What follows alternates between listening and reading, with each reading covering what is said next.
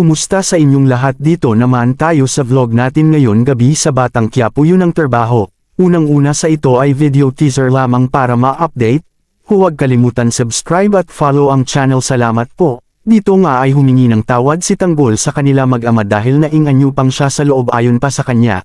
Sabi ni Don Julio kay Ramon, bakit kaya lumabas kayo ng anak mo para makuha mo ang loob niya? At dito ay sinabi ni Ramon kay Tanggol na di ba may baril ka bigay ng lolo mo, turuan kita mag-shooting. At dito umalis na sila.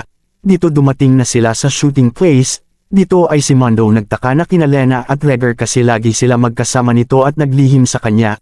Dito tinuruan ni Alfred si Tanggol mag-shooting para matutok kaso puro sablay ang unang shooting ito.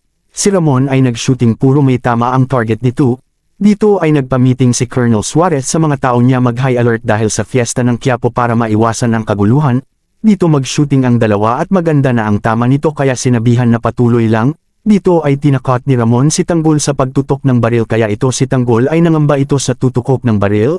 Gusto mag-CR ni Tanggol para mahismasan ito sa ginawa ni Ramon. Dito tumawag si Olga kay Tanggol at namumusta ito pero sinabihan ni Tanggol na muntik na ako kay Ramon, tinutukan ako ng baril dahil kinantay ito si Ramon. Dito naghabulan sila Tanggol at Bubbles sa mga pulis. Ito nakamotor sila, nagbarilan sila nito kaya gumawa ng paraan Sir Bubbles at Tanggol na di sila mahuli ito sa mga pulis. At dito natamaan ang mga pulis nito at pinaputukan ng gulong nito habang sa daan ay nagputukan ito at unti-unti nakalayo na sa Ayla.